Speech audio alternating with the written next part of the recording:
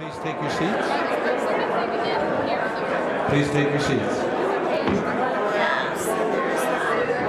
Hey. My phone's a bit of a mess. So which one is yours? Mine's process number 2. You know, are you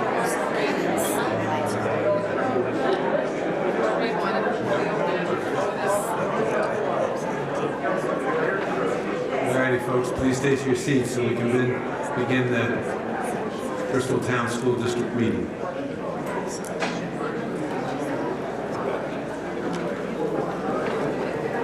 Feel free to continue to get a cup of coffee or a treat, but I'd like to begin the meeting. So we will. The legal voters of the Bristol Town School District, Bristol, Vermont, are hereby notified and warned to meet at Holly Hall on Monday, March 5th, 2018 at 7 p.m. to discuss and transact the following business. Articles 2 and 3 require a vote by Australian ballot, which will take place on Tuesday, March 6th, that's tomorrow, from 7 a.m. to 7 p.m. at Holly Hall. So first off, Article 1, to act upon the reports of the town school district officers and directors. Oh, before we do that, let me introduce the school board people for you. We've got Ryan Rossier on the far left, Ali Gibson, Krista Seringo, Elian Melchior, and Allison Sturdivant. I got that right, didn't I? Okay. So, I think we're on Article 1. Can I have a motion to move it? So move. Second? Okay. Yes. So I just wanted to take a second, as we said in our letter on page 84, we're assuming that this is going to be the last meeting of the Bristol Elementary School Board in this iteration. I went downstairs and looked at the past minutes, and it looks like this board has been here for about 50 years because the board changed when the Mount Abe board came and they split. So the elementary and the high school split. So in 50 years, there have been countless people who have served. I know that I saw some in the audience before. Who has served on the school board? If you served on the school board, please stand up.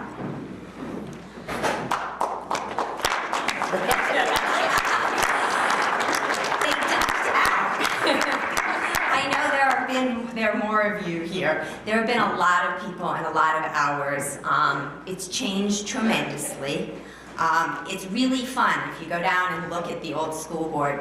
It's really fun to go back to the ones that are in the 1800s when they talk about the 2 rooms and they give the curriculum for every year. So if you ever get a chance, do go down and look at them. But just in the 10 years that I've been on the board, 12 years that I've been on, we've seen the change to the policy governance, a more coherent look at what our desired outcomes are for our students. I'm really excited about the work that's happening now around equity. There are a lot of exciting things happen, and I'm very convinced that they're going to continue to happen. But I just wanted to take this moment to say thank you, and remember, this is our last meeting. Any questions on the reports of the directors? Yes, back there.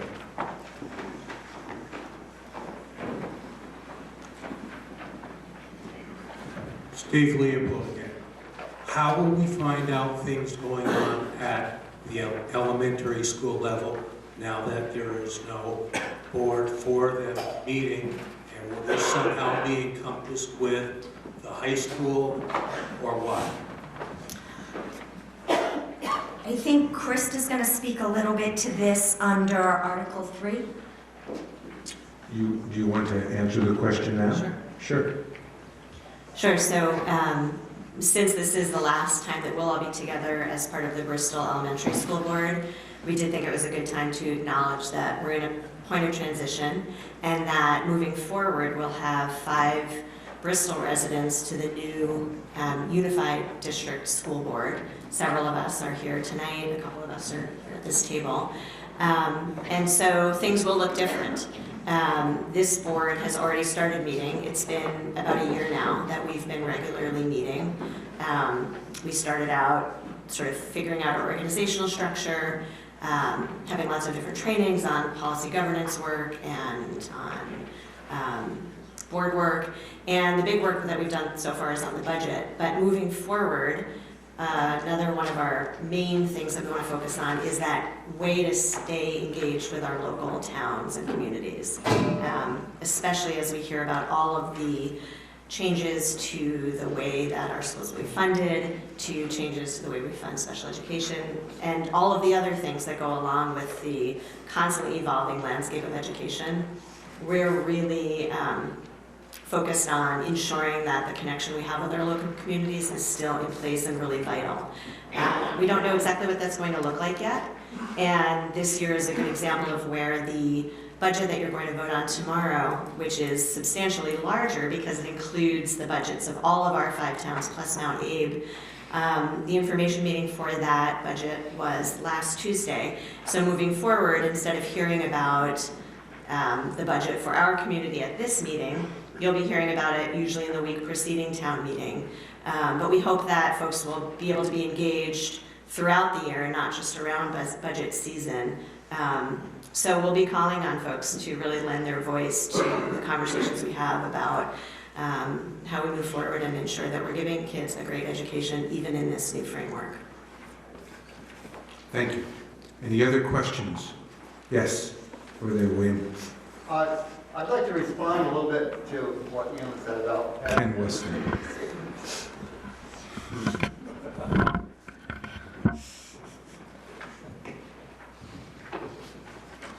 She reminded me of somebody that wasn't mentioned tonight because he's no longer with us, but I think Peter Ryan's still here, isn't he?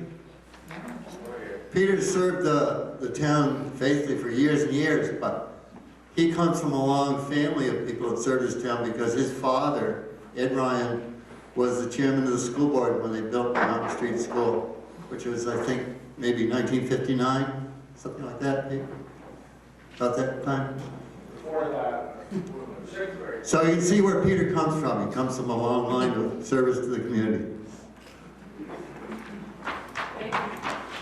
Thank you, Peter. Any other questions on Article 1?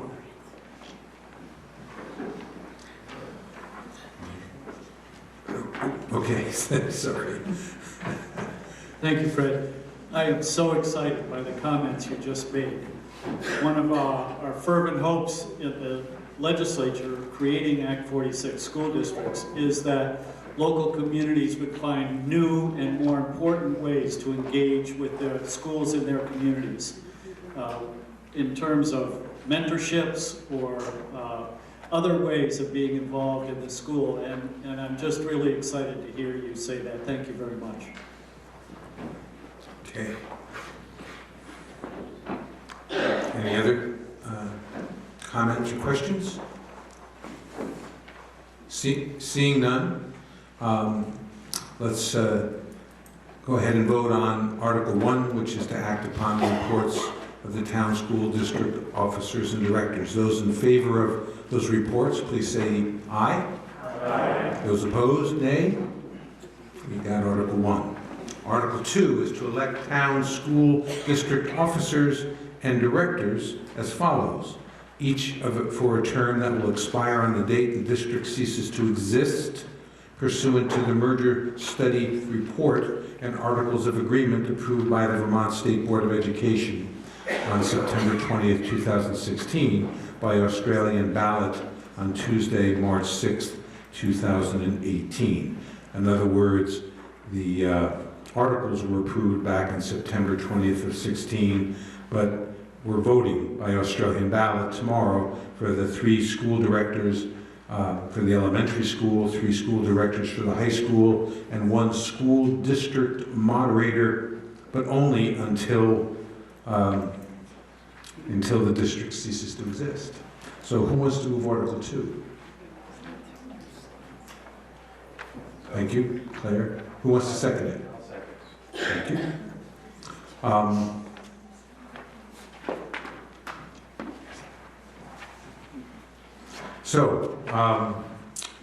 Does everyone understand the article and what's going on here? We're voting tomorrow for things that will end very soon. Does anyone up here, can you tell us how long these terms will be for? So, we will continue to exist until the budget year that we're in right now, which ends on June 30th, is done. So that's not going to be done until the audit's finished. So that takes us through about January, but there's not going to be a whole lot of meetings between now and we'll be watching the budget and what's happening through the end of this academic year, and then there'll be a couple of more meetings as we watch the audit come in. Okay. Yes, right there in front of you, William. Patty Heatherly, I'm very confused. So tomorrow I'm going to vote for your board, and I'm also going to vote for the unified board. It's going to be real clear. Good. The unified ones say unified next to them. And there are a lot of empty positions too. So I heard about a couple write-in people, and people will be appointed, hopefully, if there are not write-in candidates. So please come to meetings. Yeah, we'll take up the unified one in the next article. In this article, you're just voting for school directors for the elementary school, the high school, and a moderator for the elementary school for, it sounds like, a period of something like 8 months, 9 months, and then that'll be done. So let's go ahead and vote on getting the voting done tomorrow on this. All those in favor of Article 2, please say aye. Aye. Those opposed, nay. Article 3, to elect town unified school district directors, this is a new district, for the coming year by Australian ballot on Tuesday, March 6th, 2018. This is tomorrow, and this is for the new unified school district. Who will move the motion? Lance. Second. Discussion. You want to say anything more? All right, so in your booklet, it says that you're voting for one school director, but that's actually a typo. It should read 4. There are 4 slots that are up for election tomorrow for the Unified School District Board. Any more Page questions? 7 on the town report, sorry Fred, page 7 on the town report shows those slots. One position, we have 5 representatives, the term is still continuing, so they don't need to be reelected.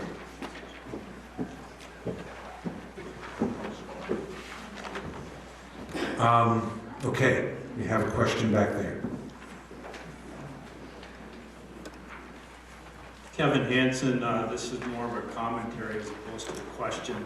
I forayed into politics on this ballot and ended up creating the only contested case or race on the ballot tomorrow, which would be myself and Kristen.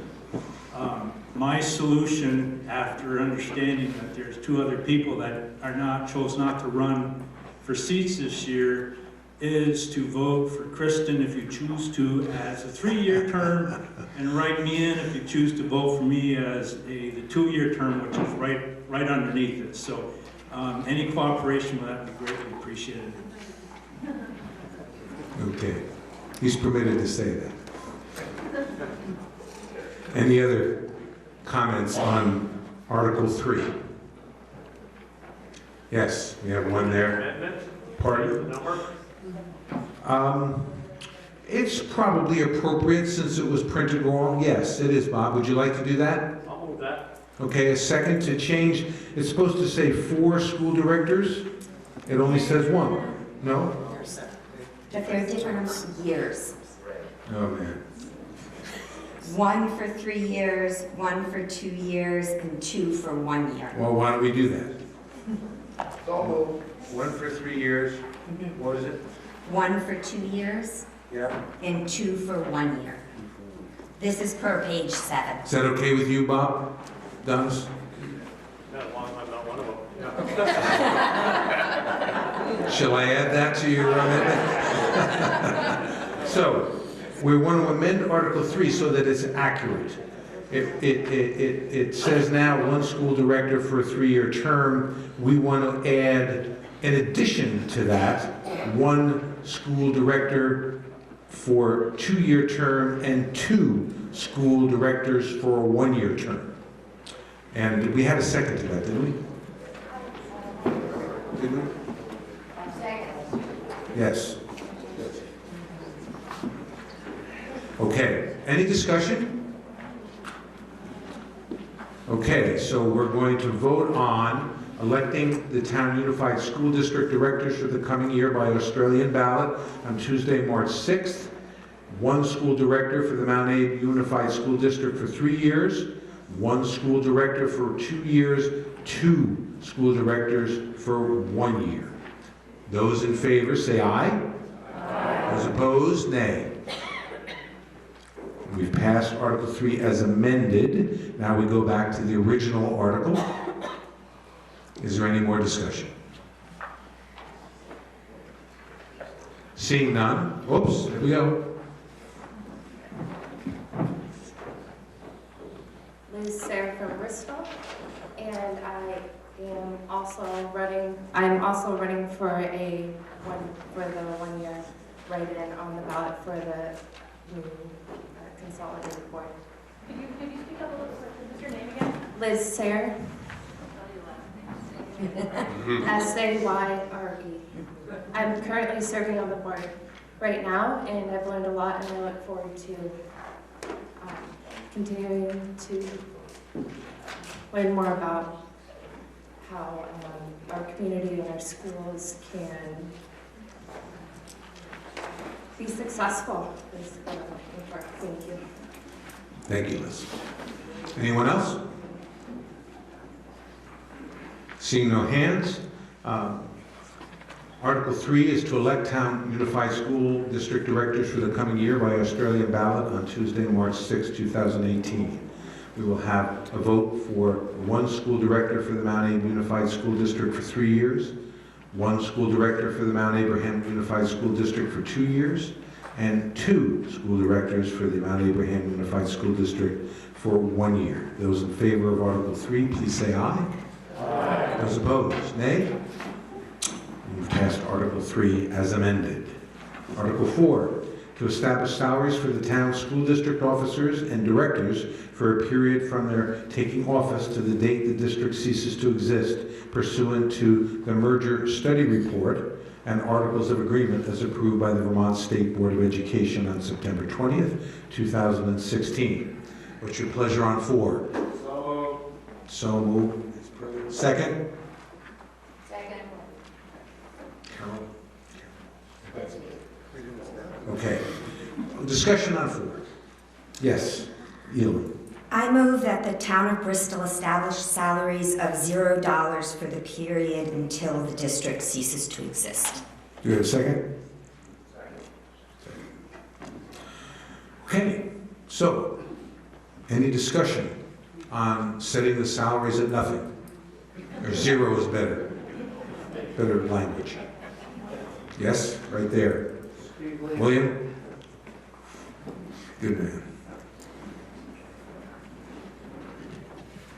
When the new board is elected and put into place, will they be paid?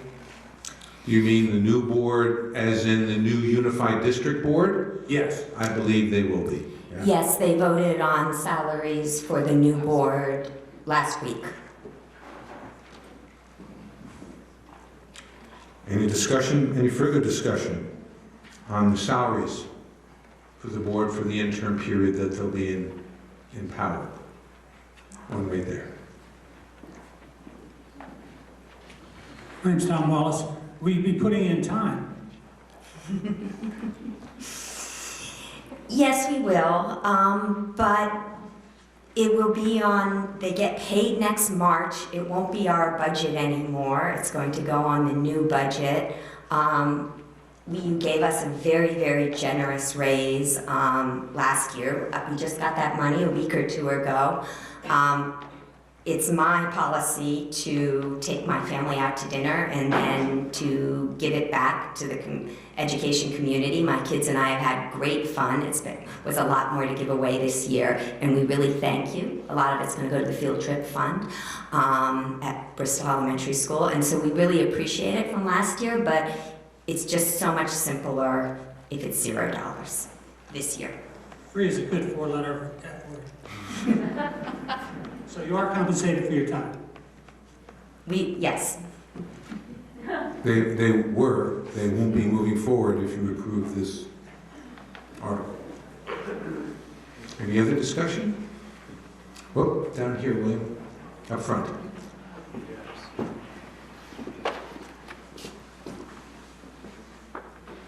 I think it would just behoove us to say thank you for being willing to work for no money. Thank you.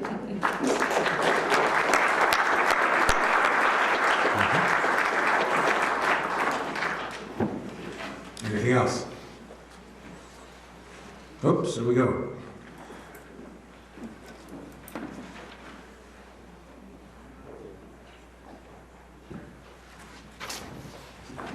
Fred Schroeder, hey. Question, this is unrelated to salaries, but can you tell me why the superintendent's office rents space in the Bristol Works versus just having it at high school when you have space there? Can we wait and ask that question under number 5? That might be more Sure, sorry. appropriate. Yep. Okay, thank you.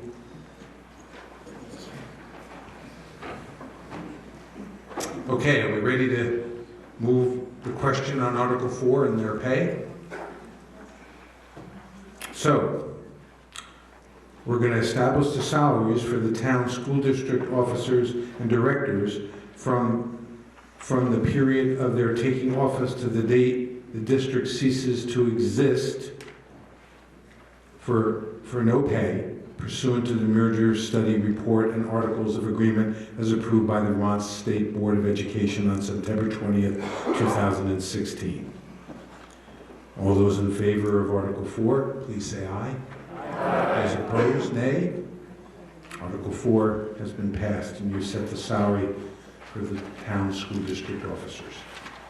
So, in Article 5, to transact any other legal and proper business coming before said meeting. Fred, this is the appropriate time to ask your question. So you want me to rephrase it?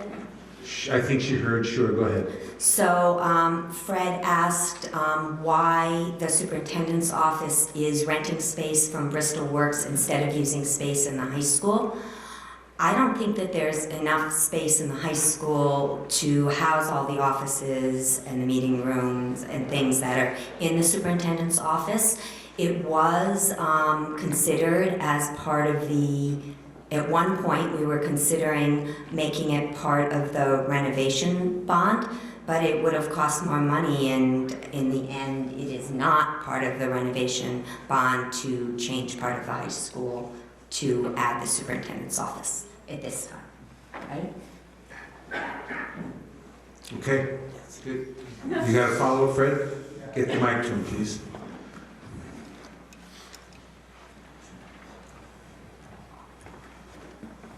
Thank you.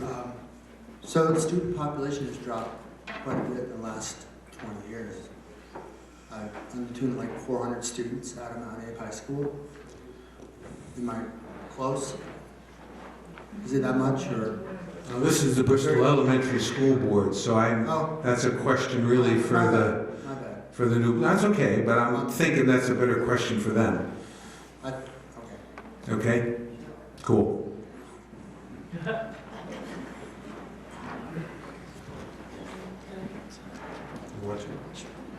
All righty, we have a school board member that would like to answer that question. So even though the population of students has dropped, the programs that are being offered and the academic courses are either the same or more based on mandates and other things. So you still have to have science classrooms, math classrooms, English classrooms, AP Science, you have to have all of those things, so all of those classes are still happening. So there's no way to consolidate the superintendent's office into the current footprint of the school because it's used to teach our children, our high schools and middle school students. And there's just, there's no way. Thank you, Allison. Question in the back.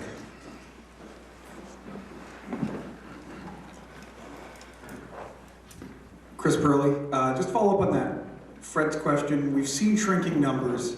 When Doran Whittier came the first time to pitch the school improvements, they talked about our high school classrooms were only utilized at 40% roughly. And some consolidation in the classroom may free up those spaces without actually building anything new brick and mortar and still pull back the costs that we see at the SU. Just food for thought. That may be true, Chris, but we're talking about the high school. This is the Bristol Elementary School Board. That's not their purview, nor do I think they want it to be. It might be a few members do, I guess, but that'll be next year. Any other questions? Okay. Let's just approve Article 5 to transact any other legal proper business coming before said meeting. Those in favor of the transactions we had, please say aye. Aye. Those opposed, nay. And Article 6 is to adjourn the meeting. Right. Okay, we've got a bunch of people. All those in favor of adjourning the last Bristol Town School meeting, please say aye. Aye. Those opposed, nay. Thank you very much, board members. We'll take a few-minute break while we switch boards again and we resume town meeting. Please get back to your seats, everyone. We're going to resume town meeting with Article 8. Article 8.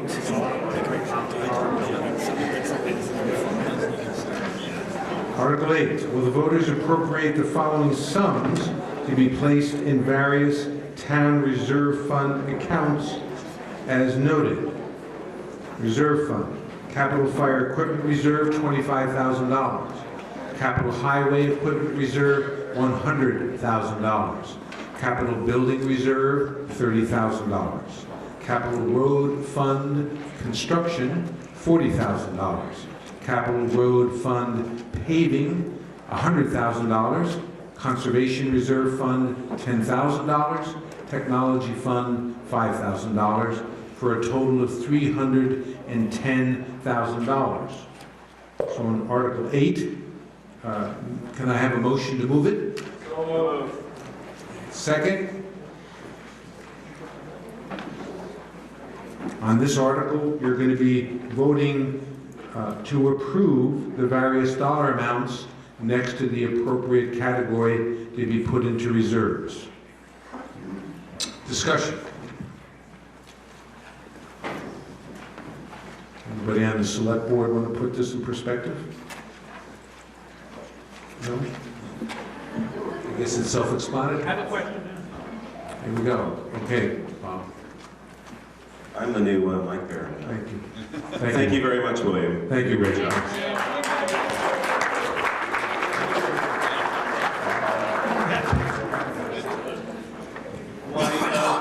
What, can you explain the technology fund? I don't know what that is. That's for the computers and the copier and the stuff in the office. Technology in the office. Thank you for the answer. It seems to me that there are hardly capital expenses in this day and age, that they're simply office equipment, aren't they? Well, if it quits, Bob, and we didn't budget for a new computer or something, we reach into that fund. This isn't a new line, you've used it before, I think? Yes, it's been in there before. It's been in at least, I guess this is the second or maybe it the sounds third more year. like operating expense to me, and you just think about it. Any other questions? In the reserve fund. Seeing none. Yes? It's not a capital fund. It's not a reserve fund. It's an annual appropriation. Okay, so the technical fund is an annual appropriation without the word capital. Makes more sense. Okay. Any other thoughts on 8? So, we're going to vote. Will the voters appropriate the following sums to be placed in various town reserve fund accounts as noted? Capital Fire Equipment Reserve, $25,000. Capital Highway Equipment Reserve, $100,000. Capital Building Reserve, $30,000. Capital Road Fund Construction, $40,000. Capital Road Fund Paving, $100,000. Conservation Reserve Fund, $10,000. And Technical Fund, $5,000, for a total of $310,000. Those in favor of Article 8, please say aye. Aye. Those opposed, nay. Article 8 has passed as written. Article 9. Will the voters approve an appropriation of $70,000 in lieu of the sum of 2-cent levy on the tax rate to fund the Fire Vehicle Capital Reserve Fund? We'll move the article so we can have discussion. So moved. Second. Okay, Article 9. We have a discussion on this. This was in an attempt to put a dollar amount to this fund. In the last 2 years, it's been 2 cents on the tax rate. And last year, I think the consensus from this group was that you would rather see a dollar amount. So we've moved back to that this year. I know it'll make Peter Ryan happy, if no one else. And Ken. Yes, we have a question. There we go. What? Does this mean that next year's town meeting report, that this Fire Vehicle Capital Reserve Fund shall be included in the previous list rather than as a separate item? Yes, it will. Okay. And that 25,000 that was in the previous list is not the that is fire equipment, not fire vehicles. They're 2 separate funds.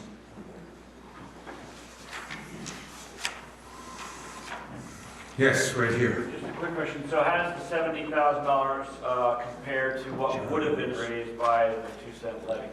It was somewhere between 56 and 58,000.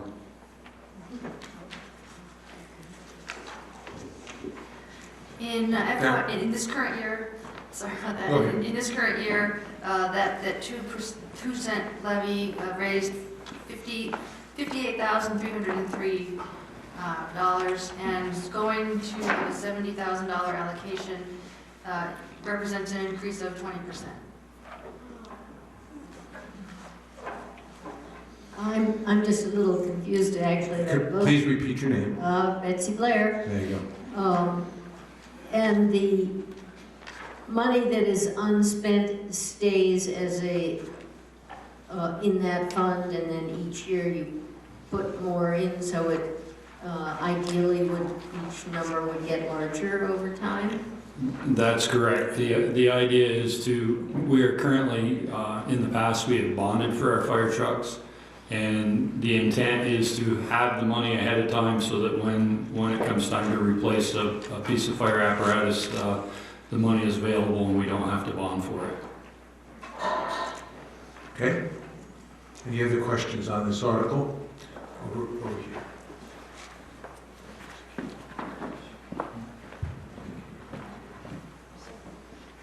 Well, being appreciative of the dollar sum rather than the 2-cent levy, why is the raise thought to be necessary? Was this not thought through before? It was thought through before, Bob. We just figured the grand list would grow faster than what it did. So we're not hitting our goal with the cost of a new truck being close to $500,000. We'll never have the money and time to do it without bonding if we don't increase the amount. Thank you, Peter.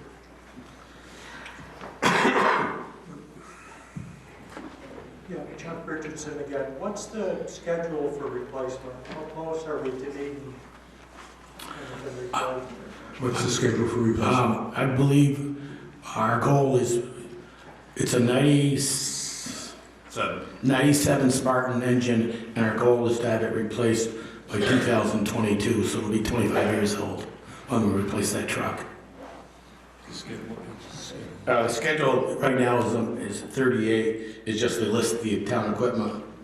We're trying to set this up kind of like the highway department has had a long-range capital plan that you voters have been very generous to put money into, that we buy the truck. So as soon as we buy the truck, it's paid for. We're not bonding for a truck here. It's on page 38 and 39. The highway one is on 39, and that's we're hoping to get to that with the fire department one. There actually is one. The chief has done an excellent job of putting one together. It's gone out like 25 years on a replacement schedule with projected cost in those.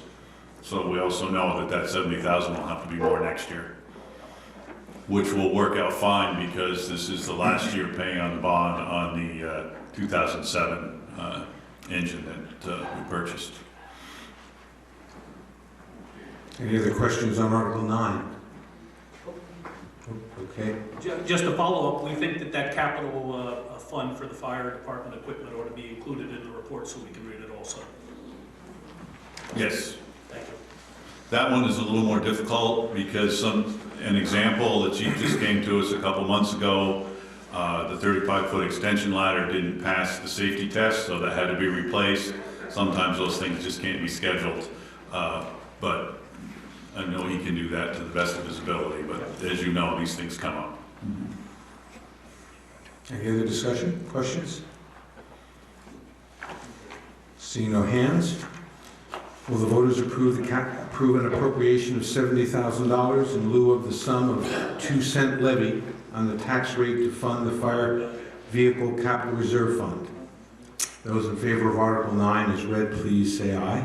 Aye. Those opposed, please say nay. Article 9 is passed as read.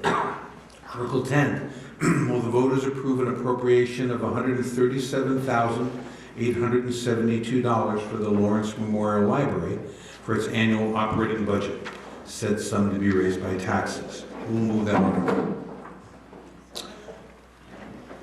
Second. Discussion on the library budget.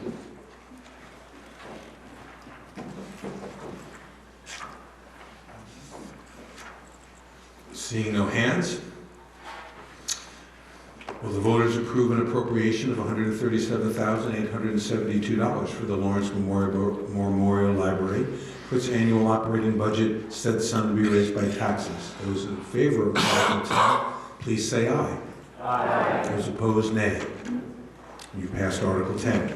Article 11, will the voters establish a sidewalk reserve fund pursuant to 24 VSA 2804 for the purpose of developing new and maintaining existing sidewalks and in appropriating a sum of $35,000 to it? Who will move the motion? So moved. Second? Any conversation on our sidewalk reserve fund and what's being appropriated to it? Okay, start there. With the full realization that you folks have done some studies on it, I really think you shouldn't drop the idea of sidewalks on Pine Street. If anybody drives Pine Street, we're treating it like a country lane rather than a village street. And with more commercial development going along that street, and the fact that many high school kids take that as a shortcut to Mount Abe, I don't remember ever driving that street without seeing at least a few people walking down the middle of the street. And I know you've done a study on that, but it's hard for me to believe that with a 3-rod right-of-way and with the pavement only maybe 20 feet wide at most, that you can't find room somewhere within that 3.5-rod right-of-way that would support a sidewalk. Thank you. Someone else had their hand up. Okay, there you go. Steve Leopold again. Do you have a priority of what area of the sidewalks come in and where they're going with it for the amount of money that you have applied? What's first, second, third, etc.? Yes, we do. You may have seen me walking around this summer with a measuring wheel. I did every single sidewalk in the village and put together a proposed 10-year plan. So replacing approximately 600 feet per year. And over that 10 years, that will just about get us to a point where we need to start over or be able to do Pine Street. But hopefully with this money, we can do a little more than that 600 feet each year and shorten that up to maybe 7 years. But yes, there is a plan. Okay.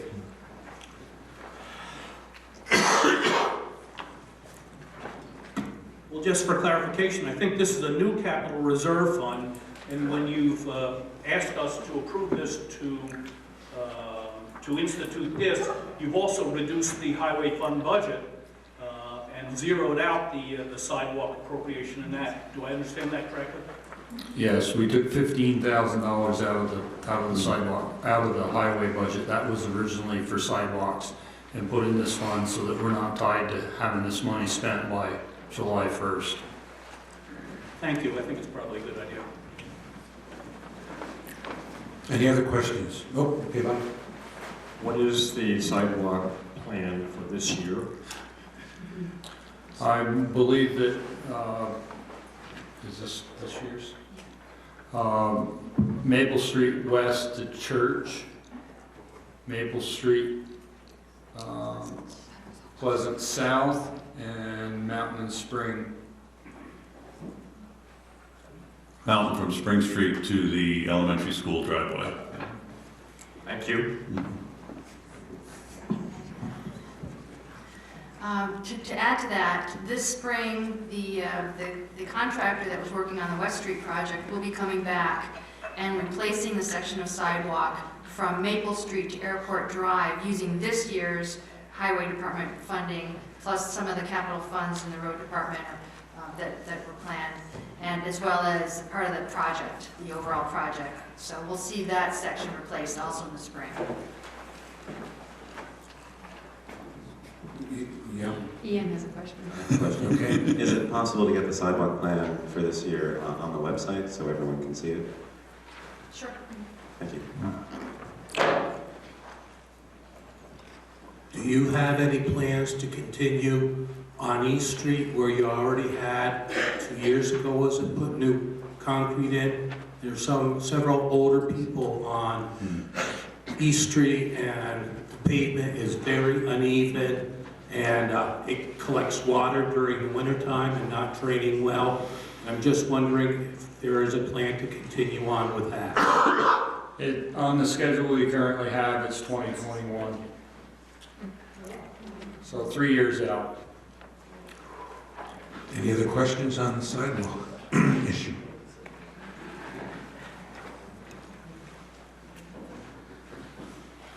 Is there any plan for South Street? Who are you, please?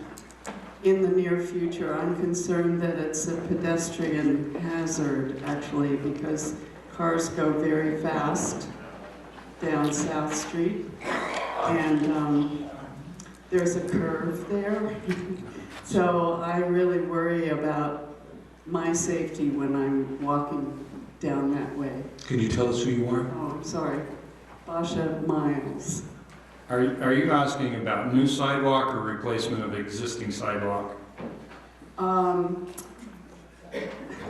Just improvement, especially where the sidewalk ends, and it ends right at a curve, and there's a lot of unevenness in the sidewalk there. So we currently don't have anything in the plan for new sidewalk. Pretty much everything that's listed in here is to repair or replace existing sidewalk. And I'm not seeing South Street anywhere on the schedule. But Peter can take a look at it and see where he thinks it needs to go on our schedule. I did walk it and measure it.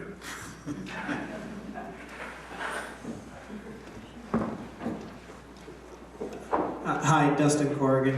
I just wanted to piggyback on what Ken said about Pine Street, and also just, let the select board know that, in the village where there's no busing for elementary school kids to get to school, a lot of elementary school age children walk, that route to get to school. And, I have 3 children myself who, 2 are at Bristol Elementary now, 1 will be there soon.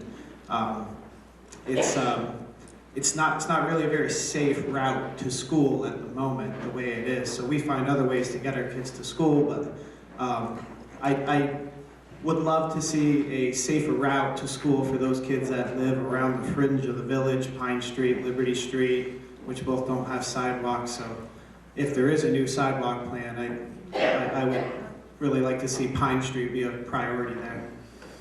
Thanks. Question down here.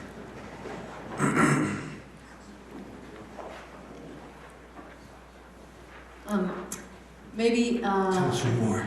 what's that? Sally Burrell, sorry. One idea that just came to me is before a sidewalk could be made, maybe there could be a line drawn down in sort of a walking lane and maybe a speed limit slower or something, just so it makes that road safer in an easy way to do it soon. That's an idea. Any other questions on Article 11? Okay, just Dustin, as you know, I also live there on Pine Street, and the board did have a study. Du Bois and King did it a number of years ago, and I think the estimate to do Pine Street was, I want to say, $450,000 to do a new. That was all the standards of the state and everything, because the Autumn Hart building is close. So they have to cross the street quite a few times. My property sits right close to the road.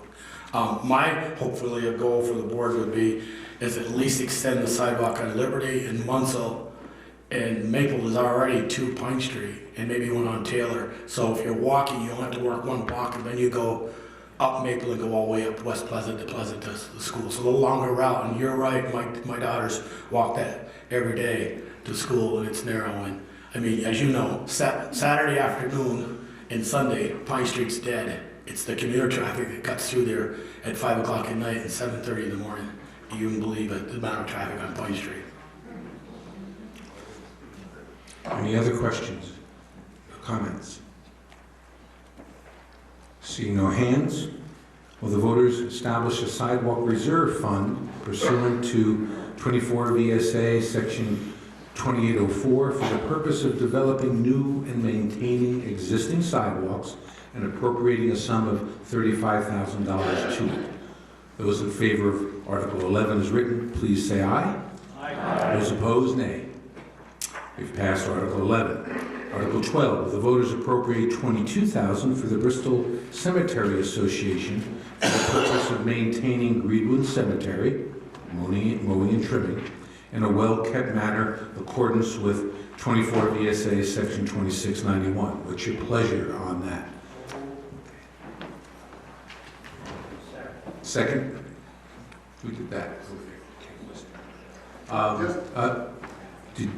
Mike Brown did it. Second. Okay. Discussion? Okay. Just for clarification, I thought the town was responsible for all the cemeteries in town, not just this one. We are responsible for all cemeteries if there is an association that takes care of them. And the people that take care of Greenwood have done an exceptional job over the years. And I believe their current mower is getting done, and it's going to cost significantly more. And it's not really something that we want to oversee if there's a group of people that are willing to do it and do the job that they do. Any other questions concerning this appropriation to the Cemetery Association?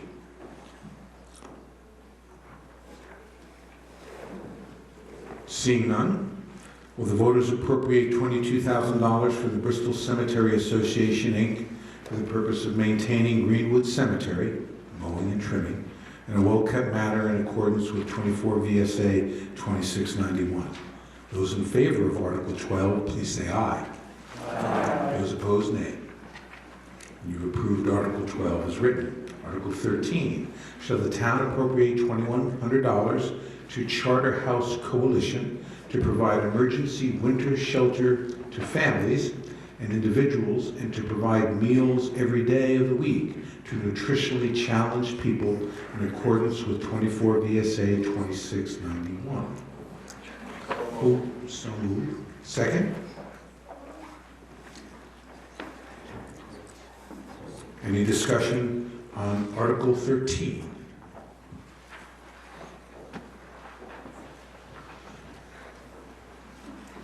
I'm Joelle Logan. I just wanted to let you know what that is, because some people say, oh, what is that Charter House Coalition? But it's an emergency shelter located in Middlebury for our community. It houses 5 families and up to 24 individuals that are in need of winter housing in an emergency basis. The gentleman that froze to death this winter in Middlebury was housed there. That's public knowledge. It's in the paper and everything. So he was one that participated with and was in need there. They also, one important part of their of what they do is they provide free meals for folks. They've grown. There is a real need in our area. Last year they provided over 33,000 meals for folks. They can come in and have a meal, or they can take a meal home, or both. Just cost effectiveness is that if you were to house somebody, let's say in a hotel, who was homeless, it costs approximately $65, and of course there's no services there, no food, as opposed to being able to go there at a cost of something like $12 that it costs the state, and they have warm meals and also support services and connection with places such as Hope and other social service agencies. Thank you. Any questions under Article 13? Seeing none, shall the town appropriate $2,100 to the Charter House Coalition to provide emergency winter shelter to families and individuals and to provide meals every day of the week to nutritionally challenged people in accordance with 24 VSA 2691. Those in favor of Article 13, please say aye. Aye. Those opposed, nay. We've passed Article 13. Article 15. And with your permission, I'm going to read this list once. I won't maybe do it as I'm kind of supposed to do. Maybe the second time. We change the rules. You don't need to read it. We can read it. Well, I think I've got to do it once. Oh, good point. Where is Article 14? That's a secret article. We're not going to tell you about that till next year. I'm going to buy him a new shirt. What was that, Ken? What? The motion was to change the rules and to not read the list. To not read the list. Would anyone want to second that? I'll second it. All righty. Those that would prefer that I not go through the list and read it on Article 15, please say aye. Aye. Those opposed, nay. Okay. I will just read the first sentence. Will the voters appropriate the following sums in support of the organizations listed below, with said amounts level funded or lowered from the previous year, pursuant to 24 VSA 2691. The total for this, for all these appropriations is $105,756. Who will move Article 15? So moved. Second. Any discussion on Article 15? Yes, we have one there. Hold on, Steve. Hold on. Here you go. Page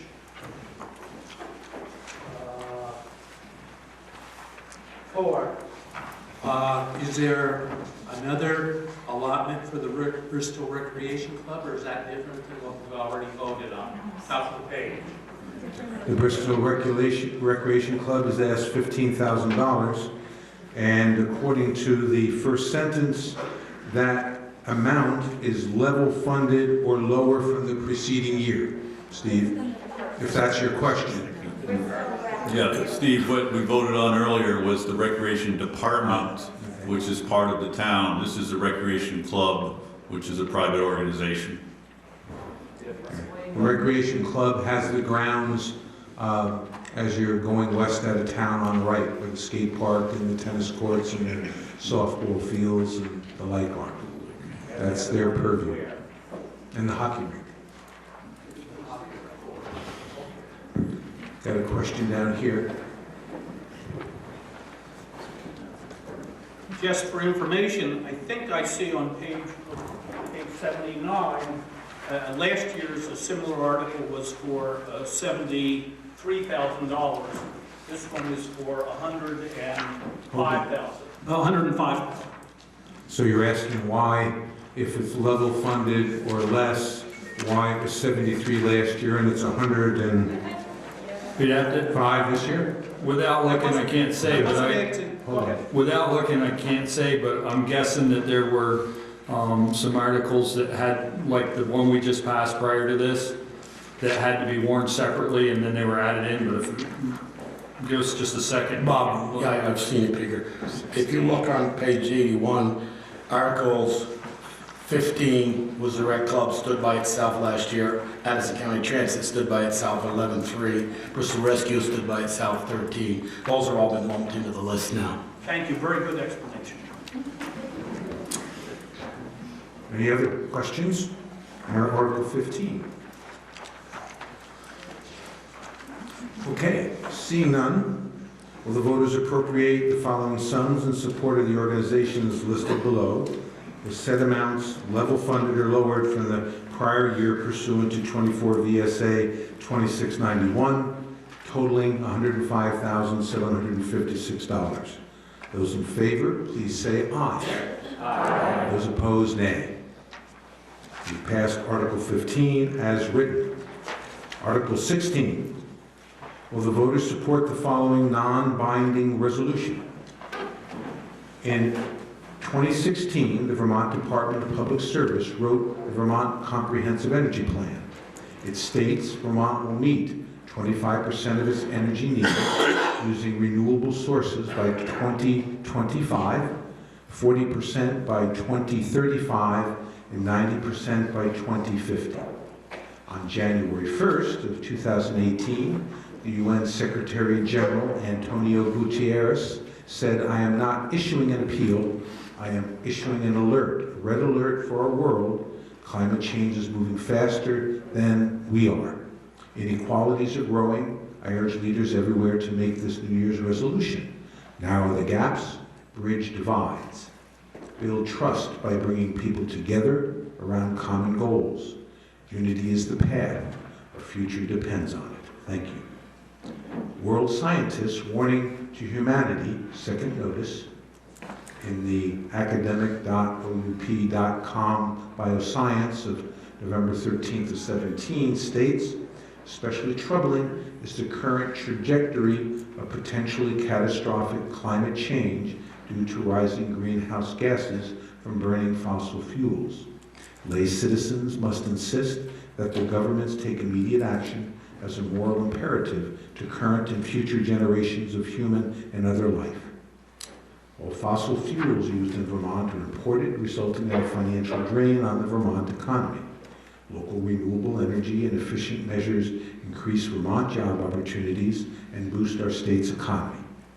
In light of the above statements, Bristol urges the state of Vermont to, 1, firmly commit to developing renewable energy for all people in Vermont. 2, continue to support comprehensive energy efficiency in our homes, businesses, and municipal buildings. 3, delay any new expansion of natural gas pipelines unless or until it's determined that it will not cause the state to exceed the goals of no more than 10% of the state's energy coming from fossil fuels by the year 2050. And 4, ensure that the transition to renewable energy is fair and equitable for all residents. Now, will someone move this article, please? I move. Second. Second.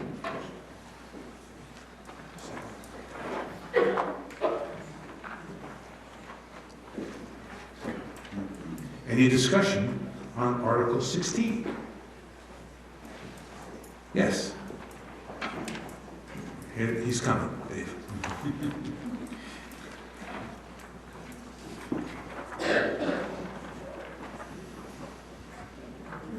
Because this has been such a contentious issue in Bristol and Addison County, I'd like to move to amend this to delete number 3.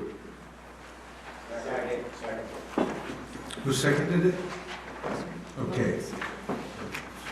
So we have an amendment in Article 16 that remain as read with the exception of deleting number 3, which is delay any new expansion of natural pipelines. That one, right? Okay. Any discussion on the amendment, please? Right here.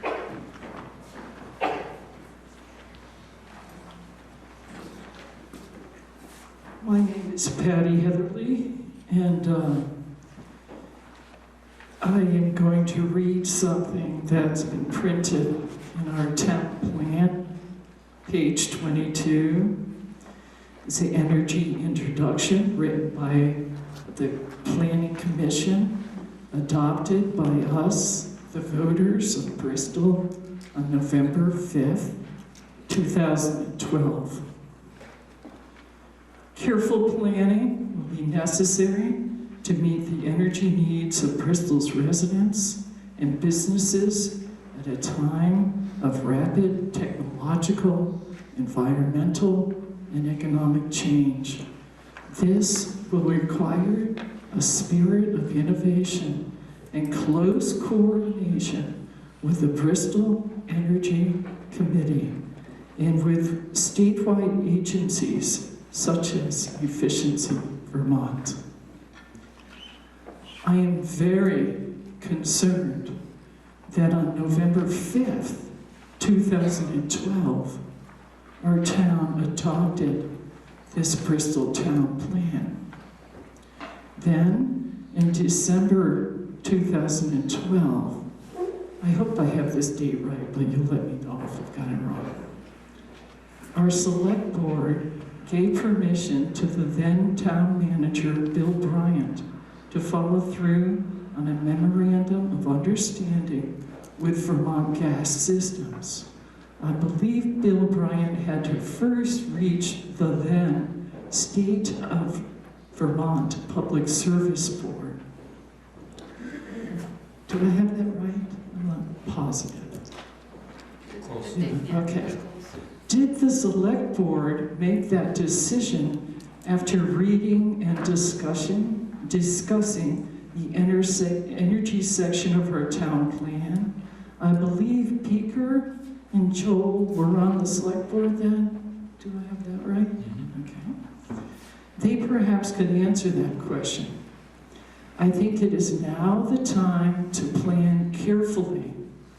Our energy plan, then adopted in November 5th, 2012, states, and it's number 5 if you look it up, avoid undue adverse impacts to health, safety, property, and environmental quality from energy infrastructure and energy services. I most likely, in the next 20 years or so, will die. I want to leave behind a legacy to our future generations. How are we as one town going to move forward with these decisions regarding energy and the potential use of natural gas? I personally want our focus to be on energy efficiency and expanding our use of renewable energy. I think it's very important that we have some discussion regarding this natural gas infrastructure that could happen in our town. I do not go along with the amendment. Anyone else?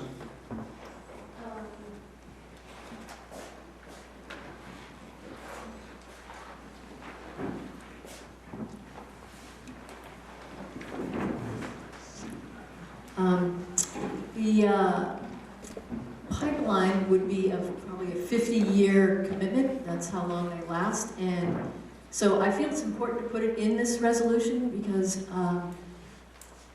2050 is only about 32 years away. And so we'd be, and once you start using pipeline, it's not really, usually people continue using it until for the life of the pipeline. So we'd be using a pipeline well past 2050, and that would make it really hard to reach our goal to get to 90% renewables by 2050 if we were using natural gas. And so, also, I mean, in this resolution, we're talking about urging the state not to permit any more pipelines.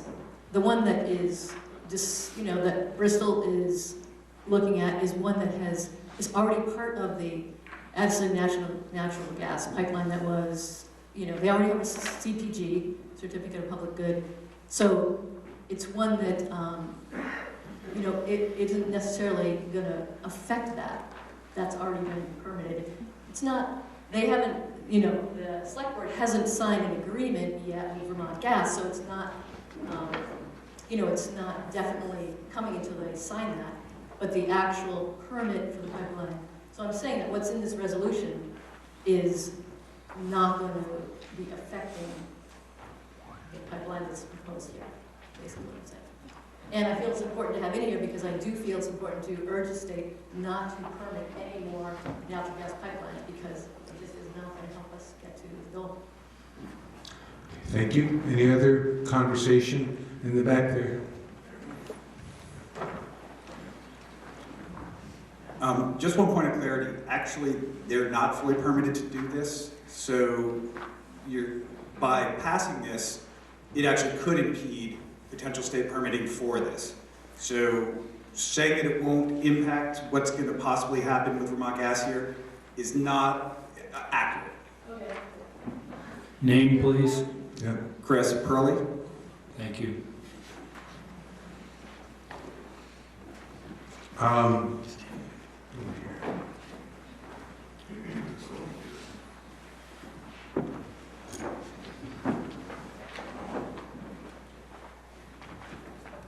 Steve again. On some of these warnings for 2025, 2035, 2050, I may not be alive for some of this. My children will be, and they still may be in my house. To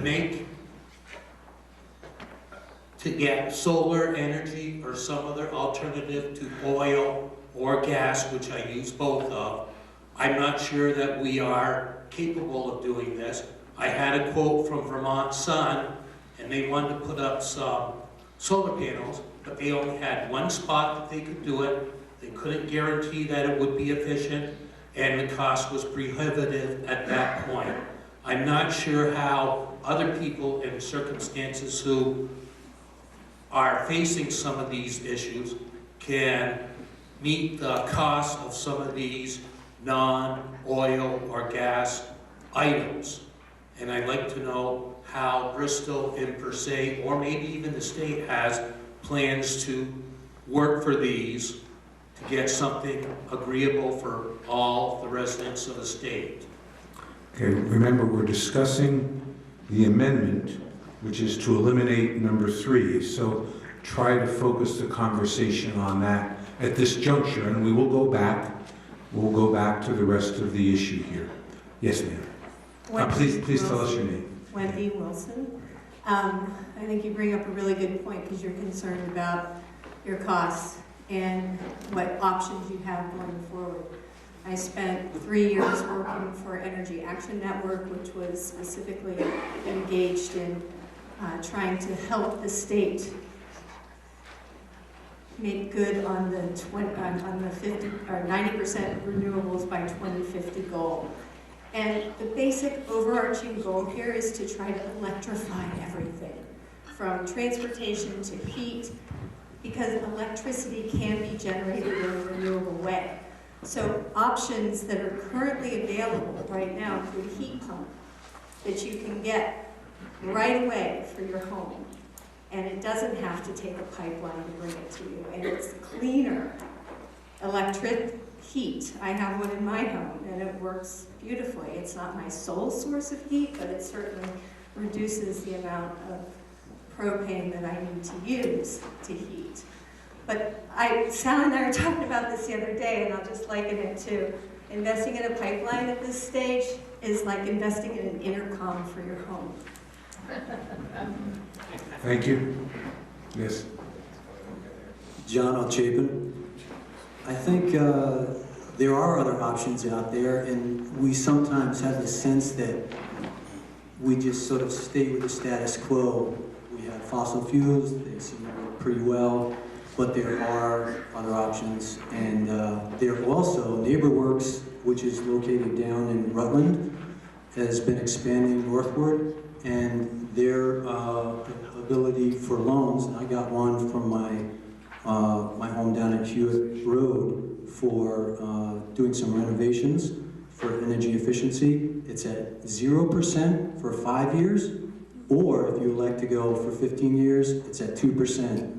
That makes things really start to work out financially. So I just encourage people to explore the other alternative options and not feel that you're, really locked into fossil fuels, because we really do have to consider that. The other point that I wanted to make, and I was at some of the meetings about the proposed natural gas that could be coming towards Bristol, is that my understanding in 2012 was that what the select board did at that time was sign a letter of support.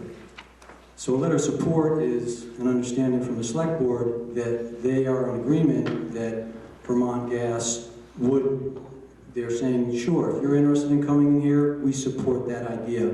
The next phase, as I understand it, which is under consideration currently, is what's called an MOU, a Memorandum of Understanding. And so that is in the process for the town, really at a certain point to have to consider. So I'll speak to that a little bit further on. So I think it's important to understand the chronology. This is not a decision, and I think I'm not sure how that's related definitively to right at this point, whether that qualifies. It might require a new CPG, Certificate of Public Good, and therefore that would be considered a new infrastructure build out under number 3, which is being discussed now. Thank you.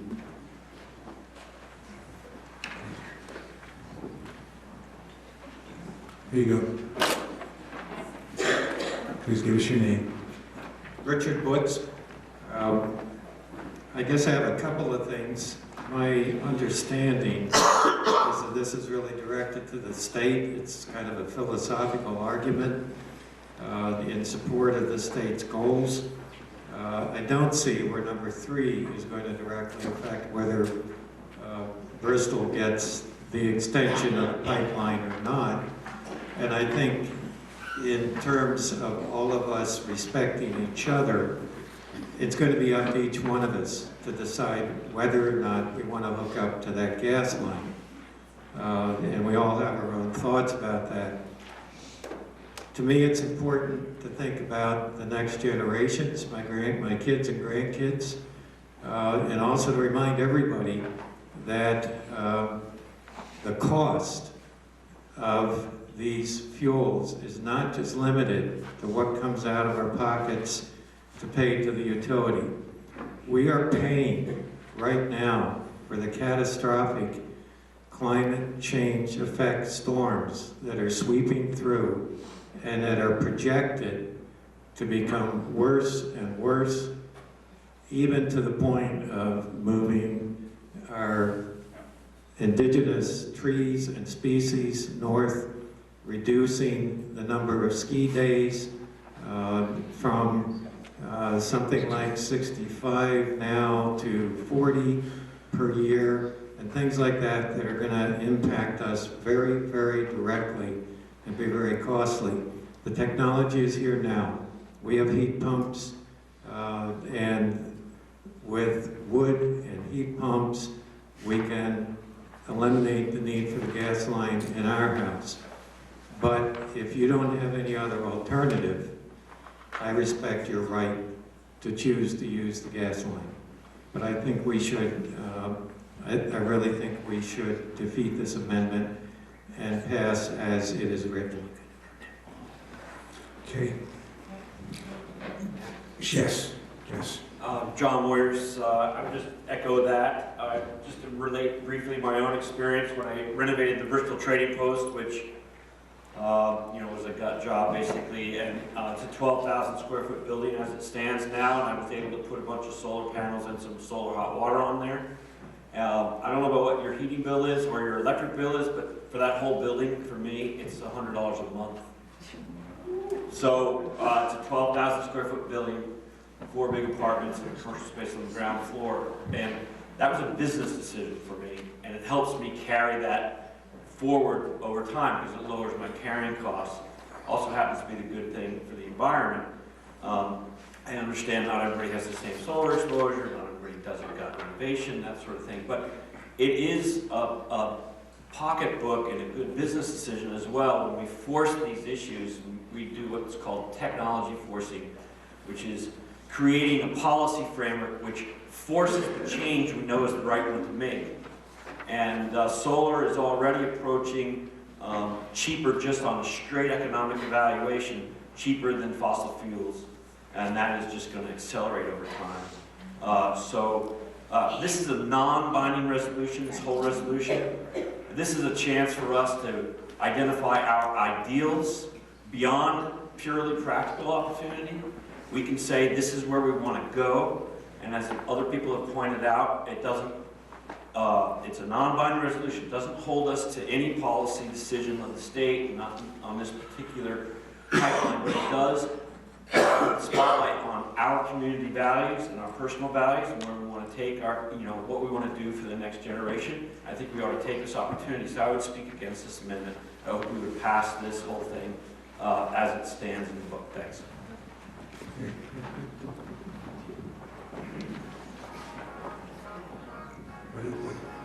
Hi, Matt Sharp. I just want to ask the select board, if number 3 remained, would this impact at all your decision to sign an MOU with Vermont Gas?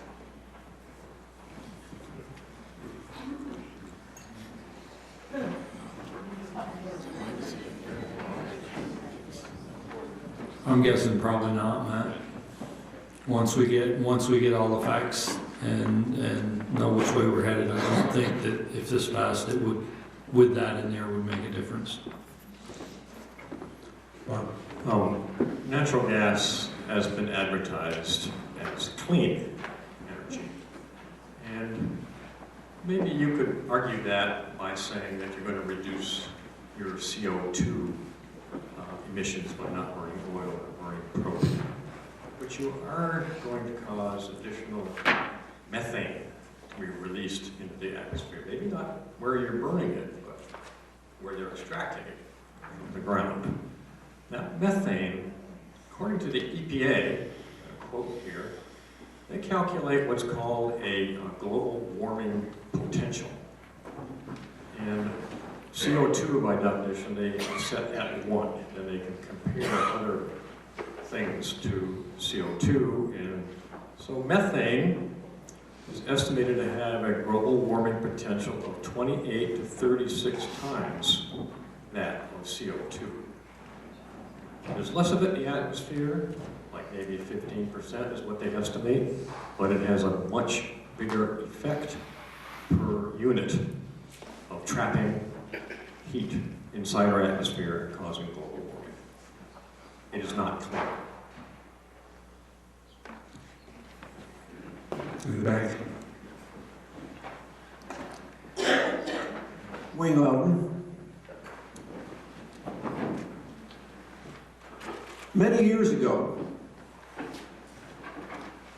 an issue arose in the country and the world. And a very amazing thing happened. Not every community has the advantage of having a meeting like this to work things out, find the common ground and figure out what the problems are. And a movement was started in the town meetings that spread across the world. The nuclear freeze movement was led by the town meetings in this state. We're at a crossroads. We've been there, and we've got to get across it, because no matter what we do with propane or oil, it ain't going to be around forever. And we are gifting our children with a disaster, perhaps the end of the world as we know it. And I'm not just talking about getting a nice car. And one other thing I'd like to add, which is that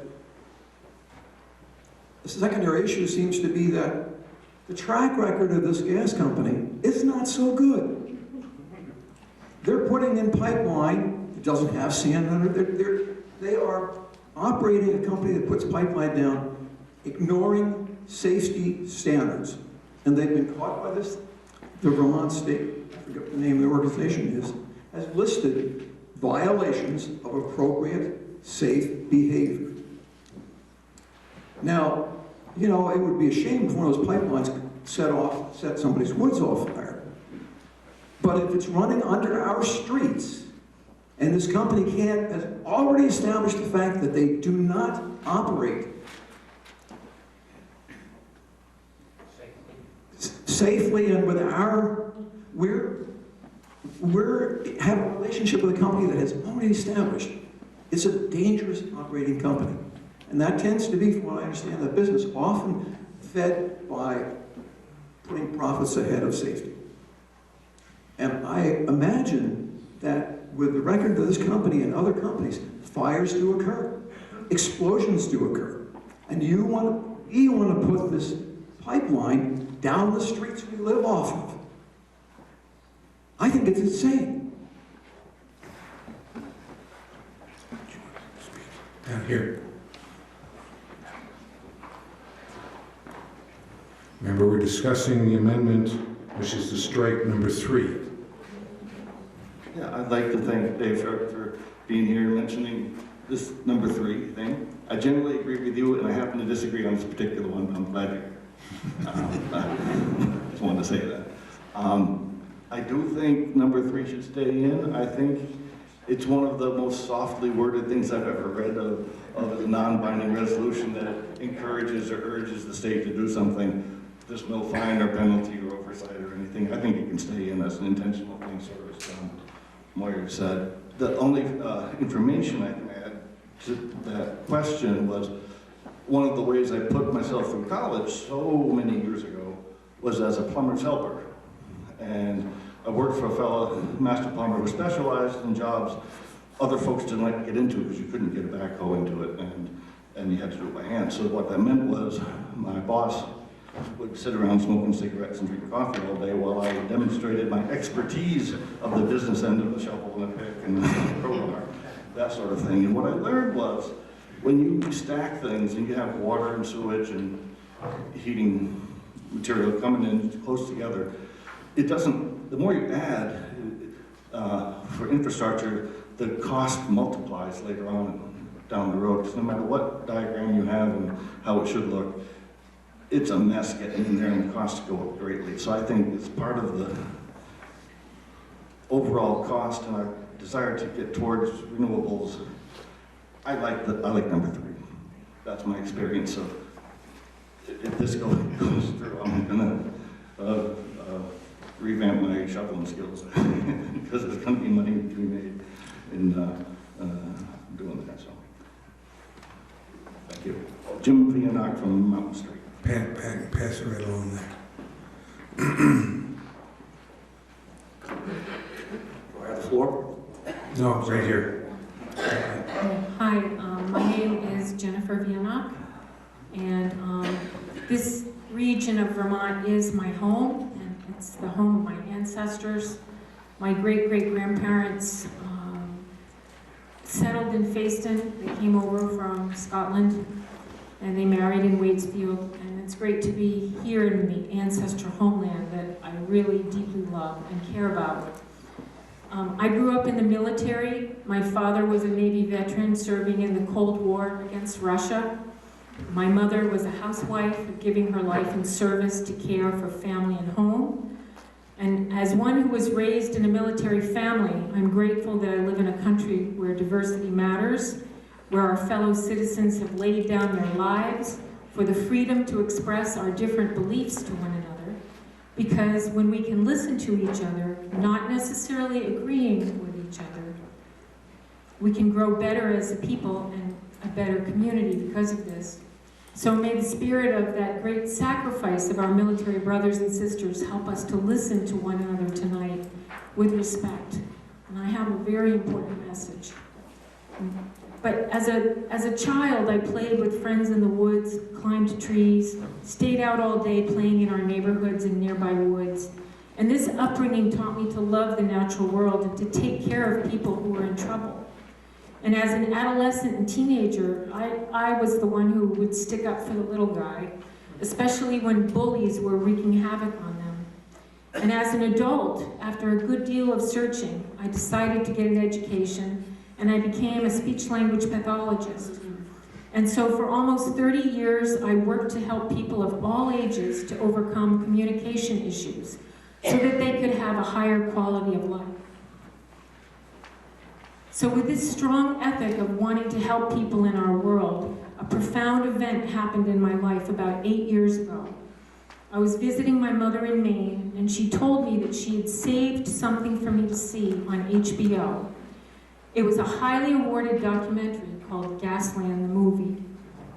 It was a huge and horrifying story of how collective actions within the natural gas industry were destroying the lives and the property of good people all across this country in their unregulated pursuit of the natural gas in the ground.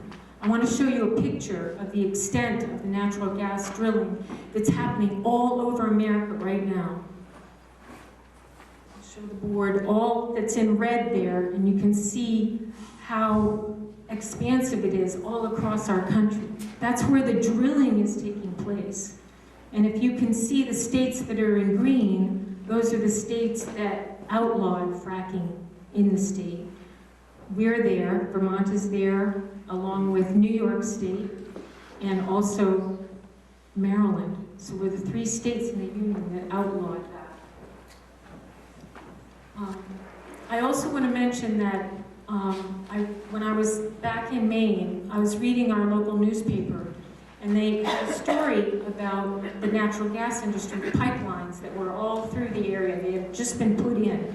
Nobody even knew it was happening, but they put the pipelines in so quickly. And the article was about how much difficulty the town administrators were having because there were so many complaints by the local citizens in those areas about things that were going wrong with the pipelines. When they had to dig in the ground and they were, had to make corrections to the water pipes and anything else. And the complaints were overwhelming the town councils, and they couldn't keep up with the complaints. And it was costing them tons of money to deal with this. So the natural gas industry has really created a nightmare all across America. And we are losing more than we ever could imagine. We're losing our beautiful country. Because in these areas where the red is, where all the drilling is happening, their aquifers are being polluted, their water sources, and over 500 chemicals go into what they're doing to drill the natural gas as it is now. And once those aquifers are polluted, you can't unpollute them. Okay, so this is happening to our country. I hope you will see the movie Gasland and see what I'm talking about. These people are telling their stories. The natural gas industry is not to be believed. They don't tell people the truth. And if they did tell us the truth, I'd understand less expensive energy. I'm right there with you. We have to know that these people are not representing what is truth. And we need to dig into that, please. Thank you. Move the question. Well, you can't just yell it out, I gotta recognize you. But I would just caution everyone, the article that we're voting on is to approve a non-binding resolution 1234. It's nothing about the natural gas industry and how good or bad they are. It's to,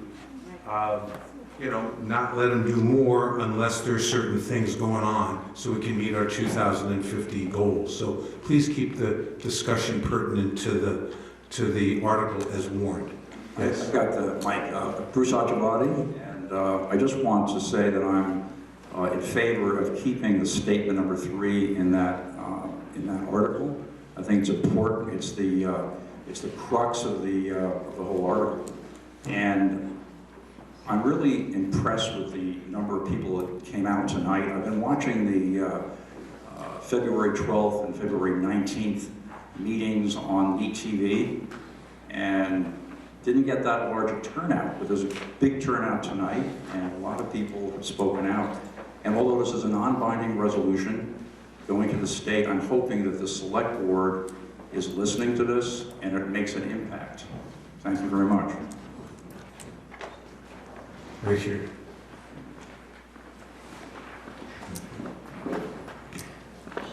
Kevin Hanson, and I am in favor of the amendment of dropping the reference to natural gas. A lot of people are talking tonight about, oh, it's just a referendum and we'll say it doesn't mean anything, but the ulterior motive is that this will give a lot of ammunition, if you will, to the naysayers to present their case and further their case with the development of natural gas here in Bristol.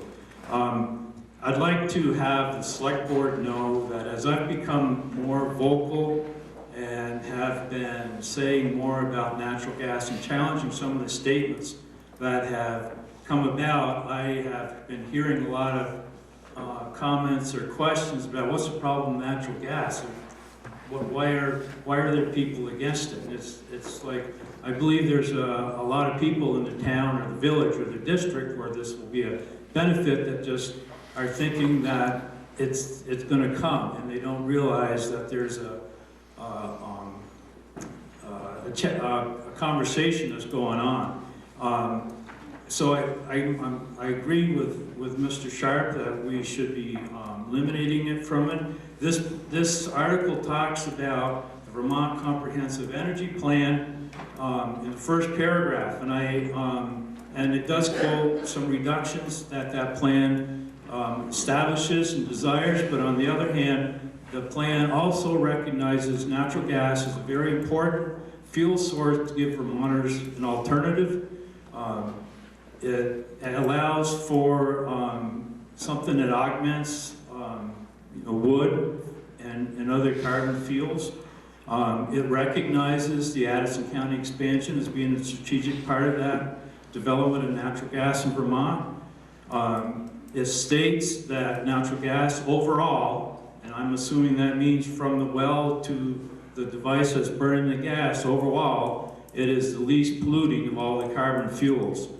And that it has the least amount, and with moving to natural gas today and away from other fossil fuels, it'll reduce greenhouse emissions in the state. It recognizes that natural gas is fracked, and as well as any other petroleum product is fracked. So there's nothing unique there other than a point to distract from. It also recognizes that the expansion of the pipeline for natural gas and the setting up of hubs for truck natural gas provides the network for renewable gaseous fuels, biofuels, such as methane from digesters and that sort of thing. There was a comment that briefly talked about the movie Gasland. There's in that, as I understand it, I don't know if I watched the movie or not, but there is some commentary in Colorado where a person turns on a faucet and their water is like on fire. That was researched by the state of Colorado, and it was determined that yes, there is methane in that water, but it is from iron and sulfur compounds in the water and bacterial action that creates methane. It has nothing to do with oil or gas activities in that area. The aquifers where groundwater is gotten retrieved from are very close to the surface, a few hundred feet. Any sort of drilling and activity as far as oil or natural gas extraction is done thousands of feet, tens of thousands of feet in the ground, and the two are separated by a rock barrier. So the transition between the two is not realistic. A lot of the people complain about the clean air walk as far as that's concerned, as being a loophole. It's not a loophole because there's such a distance between the two. So with all that in light, I do support that we drop that that as an amendment from this article, because it's just distracting to the activity that's going on in town right now. Thank you. Yes. Hi, I'm Gary Smith. I'm going to really limit my comments very specifically to number 3, realizing that for both sides of this, there is a lot of passion, there's a lot of information. I would like to caution everybody about assigning ulterior motives, because everybody's got an ulterior motive. Everybody's going to support their position. Very specifically, on number 3, I think looking at the language precisely is critical. This number 3 does not say we cannot develop natural gas if it meets these criteria. So I find the amendment very, very short-sighted. And I would personally say there's an ulterior motive in trying to get rid of it. This number 3 simply says we don't want to have any further expansion unless the natural gas is able to meet the criteria as set forth by the Public Service Vermont Comprehensive Energy Plan. So to strike it is to really kind of misread number 3. It doesn't say you can't do it. It just says if you want to do it, if it's the right choice, you have to meet certain criteria that are consonant with what the state has said. Thank you. Let's move the question. All righty, we have a motion to move the question. 2/3 of the body has to say it's time to vote on this amendment. So with that, those that would like to move the question and vote on the amendment as has been presented, please say aye. Aye. Those opposed, nay. Nay. The ayes have it, I'm pretty certain. So, with your permission, I will not read the whole article. Is that okay? I think we know what's going on here. So, We're only voting on the amendment. we're only voting on the amendment. So all we're doing is if you vote yes, you would agree with Article 16 as presented with number 3, starting at the bottom of page 4, and then with the 5 words up on top of page 5 would be struck. Nothing else would change. Okay, so we know what we're voting on here. If you vote in the affirmative, if you vote no... Please clarify, you mean number 3 is removed? Yeah, it's removed. It's removed if you vote yes. If you vote no, you want to defeat the amendment, and then we would go back to the original article with number 3 in it.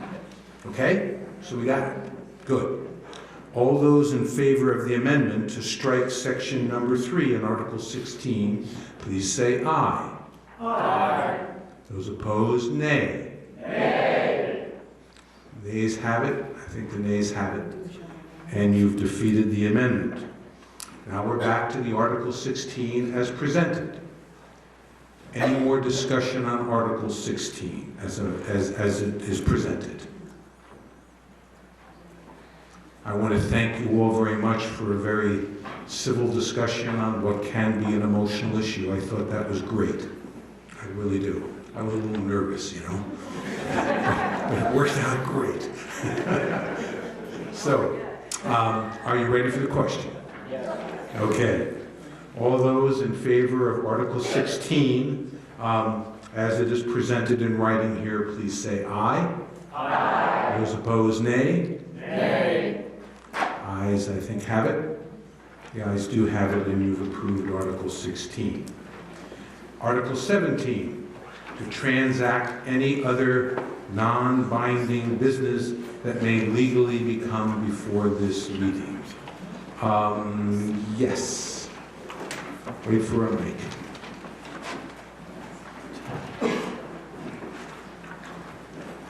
I'm Linda Andrews. I'm from Bristol. I graduated from UHS and obtained my nursing degree from UVM in 1969. As a nurse, I consider protecting students and all citizens from gun violence is a public health issue. I am proposing tonight, in light of the mass shootings across the U.S. and gun violence in Vermont, the citizens of Bristol send a message of support to our governor, senators, and House representatives regarding bills now pending in the legislature that address gun violence protection. These bills cover background checks, removing weapons from persons cited for domestic violence, and a bill called an Extreme Risk Protection Order, which is keeping guns out of the hands of those who pose a significant danger to others. I would like to have a hand count on whether or not the voters of Bristol will send a non-binding message of support for these gun violence protection bills before the legislature. Okay. Linda and I spoke before the meeting, as she asked that she might want to do this, and I called the Secretary of State just to make sure, because we have non-binding information. And as long as the body has no problem with it, we could take a straw poll, if you will, on this measure, and say yes or no, and it'll be in the minutes. Did you want to say something, Ken? No, I was just offering to second her. Okay. Fair enough. I don't even know that we needed that because we really can't conduct regular business under Article 17. That's why I wanted to speak to the Secretary of State's office. So if no one has an objection, I'll ask, per Linda's request, anyone who would like to support this resolution to support the efforts that are going on in Montpelier in particular towards safety, please raise your hand. And I think it's almost unanimous, eh? Okay, thank you very much. Thank you, Linda. Any other town business that we would like to conduct? Can I just say something? Sure. At one of the public meetings for the Vermont Gas, people were asking for a pricing sheet. So we have gotten that from the Vermont Gas Company. We'll put it up online, and Valerie also has copies for anybody who wants it. A pricing sheet, Vermont Gas. Well, it's just their pricing for a typical bill. It's not, guaranteed. This would be your house, but they were asked, people asked us to bring. Just information. Yes, right there. John L. Chapin. So, given the late hour of the meeting and for the sake of brevity, I wrote up what I'd like to say, and I'll just read it. I'm not sure how many people are aware that Bristol has been presented with the opportunity to have Vermont Gas Systems build out a natural gas distribution grid throughout the village. As is the case with many contentious issues these days, there are those who would not like to see it happen and those who would. Unfortunately, in order for the town to make an informed decision, it will take some time for the people to consider the implications of such a decision as they gather more information.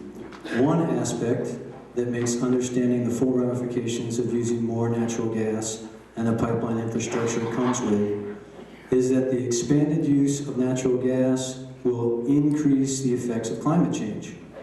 Now, I should pause here for a moment before I go on and see, by a show of hands, how many people believe in climate change and the science that explains its effects that we are experiencing already and what lies ahead. So put your hand up if you believe. That's my question to ask, not yours, sir. Oh, please do, Fred, thank you. Okay. Again, with no objections, those folks that think climate change is going on, please raise your hand. Okay, there you go. Thank you. You're welcome. Continuing on. Well, the signs of climate change are all around us and also far, far away, with changes happening steadily. This would be a very big project with big consequences if it were to happen. It's not as simple as just wanting to get what may be cheaper fuel when adding more fossil fuel use contradicts the state's comprehensive energy plan mandate to move to 25% renewables by 2025, 40%, that's in just 17 years, by 2035, and 90% by 2050 in order to move towards a clean energy future. Adding a distribution line using more greenhouse gas, fossil fuels, would be the wrong direction to go in. And I understand our town plan states a commitment to a renewable energy future as well. It's been said that this project will not make 1 ounce of difference for climate change, and I'd have to disagree. Because that view seems to be one of self-interest to just have possibly a cheaper fuel, whereby if that's the attitude everyone was to take about climate change at every turn, then there might be no use in trying. I was raised to be part of the solution and not contribute to the problem. Using more fossil fuels will exacerbate climate change impacts. We need to reverse them. Change has to start somewhere and gain traction along the way, especially when the problems we face seem insurmountable. Since 2008, renewables have made up nearly 50% of all new energy capacity added in the U.S. That's real change. And that's the direction we need to be going. I believe, as a new resident of the town, that Bristol is the right size to study this question of whether or not to allow natural gas distribution line build out in the village. And if making a difference by not accelerating climate change is what people believe in, then Bristol can be a part of the solution and not part of the problem. If someone must have natural gas, then it can be trucked into households. We have a choice. Is natural gas needed or not? The people of Bristol will determine what they value. This issue is more about we and us and transitioning to a livable future than about me and my regarding what individuals say about having what is said to be a cheaper fuel option now.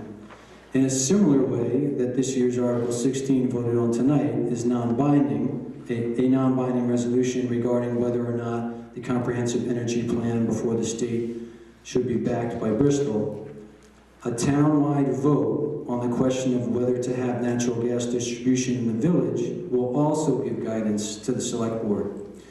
A town vote next November on election day would be the best way for the select board to know the will of the townspeople when determining how to view the impacts here locally. Climate change decisions, big and small, happen every day. Those choices affect us all. Thank you for the opportunity to speak. You're welcome. Yes. I'd just like to speak up about town posting gas prices on that. I don't think that it makes me uncomfortable. It's the town venturing into essentially endorsing the private company's information. That company has plenty of profit to advertise their rates if they wish to in this community.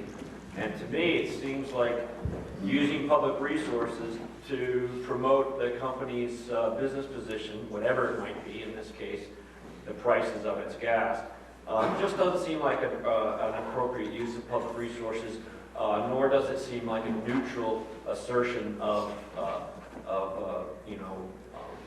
the public's role in, or in the government facilitating a nonpartisan approach to making this decision. So I would hope that you would not post the private company's prices, which nobody here can stand behind those prices. Can you? Well, John, this isn't something that the town has put out there. We were asked for this information to make it available to them, and that's why we were doing it. And the pricing that they gave us is just a generic. It's not specific to any one situation. It was just somebody asked us for it, so that's what we got for them. That wasn't us saying, we're going to put it out there to you. But Wait a minute. One at a time, please. Let's not have a debate. I would just say that could be. It just doesn't seem appropriate to use public resources to promote a private company's position on their own prices. I mean, Okay. it sets a precedent. I'm not comfortable with that, leaving it at that. Before you all take your jackets and leave, as is our tradition when we wrap up here, helping pick up the chairs and stacking them and getting the voting stuff out for tomorrow, we'd appreciate as many of you to stick around and do that as possible. Thank you. Yes. Oh.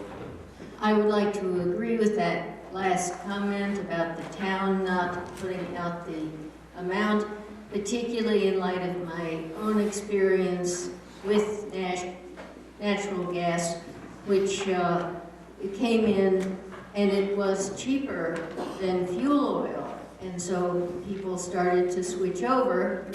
And then the gas company found that they could make more money by selling the gas to Europe.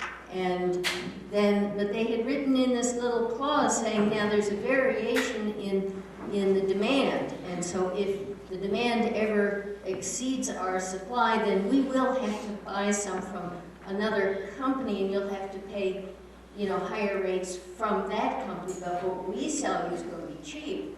Except they sold, I don't know, like 75% of their gas. So most of our bill was at the higher rate. I'm guessing that other company was doing the same thing and buying it from our company, so that both of them were able to do it at the higher rate. I don't know that for sure.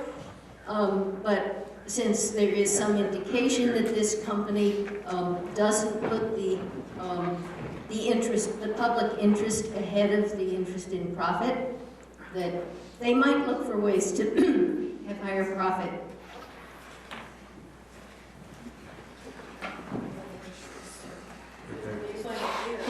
Well, the young lady next to you, or gentleman, she's not spoken yet. Linda Brown. I agree with both of the former comments. And if you are, as a select board, going to release these, I would also ask that you release information about heat pumps, which I think there's a lot of interest in. I would like you to, we have people that are using heat pumps in Bristol, so the information is there, not from the company selling them, but from the users that have actually have them. I would also like you to present an array of alternative costs and what it would cost the buyer, the consumer. I think that would be really helpful and enlightening, rather than just a very narrow presentation.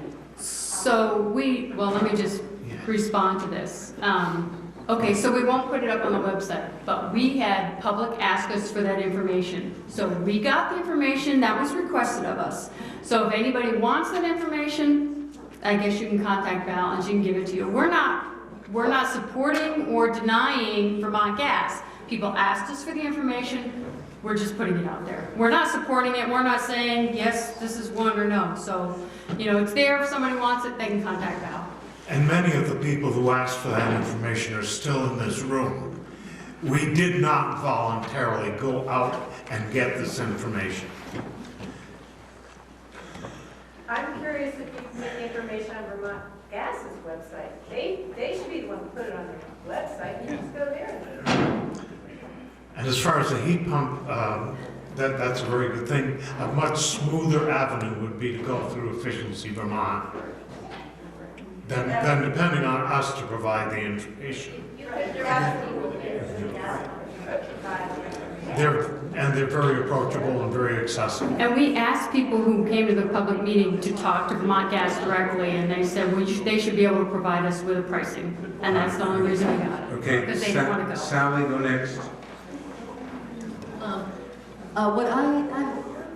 In the last few meetings, you know, the hearing and then the February 19th, a lot of us were talking about, as well as select board members, about it would be so great to get a survey of the will of the people, just as Jono brought up, because then it gives the select board more to go on, like what are people really thinking about? We've learned a lot tonight, and so the idea of having a vote down the road when we have plenty of time to become informed,